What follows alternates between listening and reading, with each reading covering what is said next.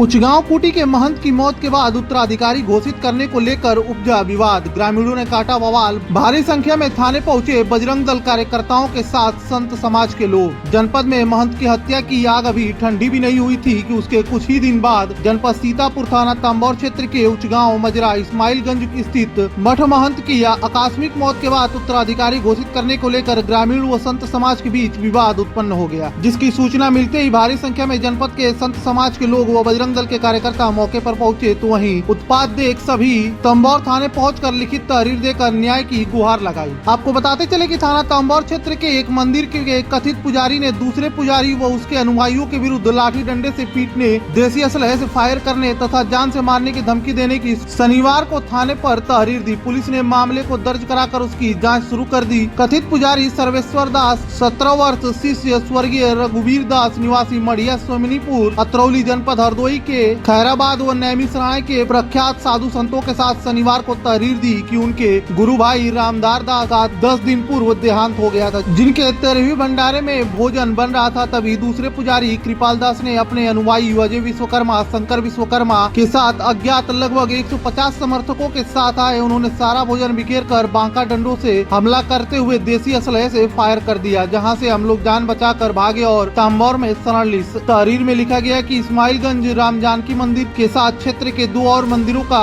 गद्दीसीन है। पुलिस ने धारा 147, 148, 149, 504, 506 व 307 जैसी संगीन धाराओं में मामला दर्ज कर जांच शुरू कर दी है। इस घटना का दूसरा पहलू यह है कि इस्माइलगंज मंदिर में लगभग 70 बीघा जमीन है। साथ ही दोनों मंदिरों पर की जा रही दावेदारी में काफी भूमि लगी है, जिस पर अधिकार देखने का यह प्रयास है। तहरीर के कुछ शब्द इस ओर भी इशारा करते हैं कि जिसमें लिखा है कि कृपाल दास भी मंदिर में रहते हैं। हकीकत यह है कि 10 दिन पहले दिवंगत हुए पुजारी रामदार दास के दास काफी दिनों से रहकर पूजा कर रहे थे। उनके अनुयायी अजय व शंकर विश्वकर्मा पड़ोस की आबादी हजरतपुर के रहने वाले हैं, जबकि तहरीर में अब पता अज्ञात है। कुल मिलाकर लोग चर्चा कर रहे हैं कि मामला जमीन पर अधिकार जमाने के लिए है, क्योंकि मुकदमा दर्ज कराने वाले सर्वेश्वर दास की उम्र महज 17 वर्ष है। कल शाम से गहमा गहमी बनी हुई है।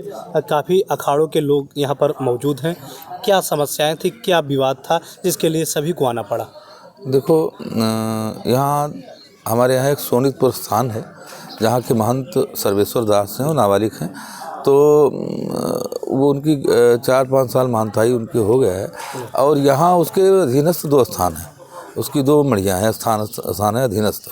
तो यहाँ पर व्यवस्थापक को अपने परंपरागत तरीके से नियुक्त करते रहे हैं, साधु समाज आकर नियुक्त करता रहा है। तो अब तक 2 व्यवस्थापक जब तक हैं नाबालिग तब तक नियुक्त किए गए हैं और इस बार व्यवस्थापक राम आधार दास का देहावसान हो जाने के बाद हम लोगों की जिम्मेदारी है कि हम यहाँ जा करके और नवीन व्यवस्थापक की घोषणा करें जब तक ये बालिग नहीं हो जाते हैं।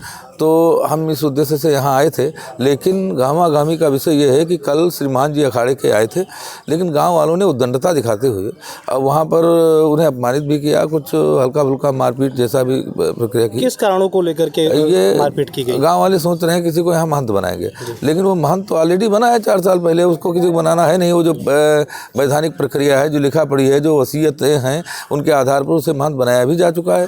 तो अब केवल व्यवस्थापक नियुक्त करना है कि भाई जब तक वो नाबालिग है तब तक यहाँ पर कोई व्यवस्थापक रहेगा।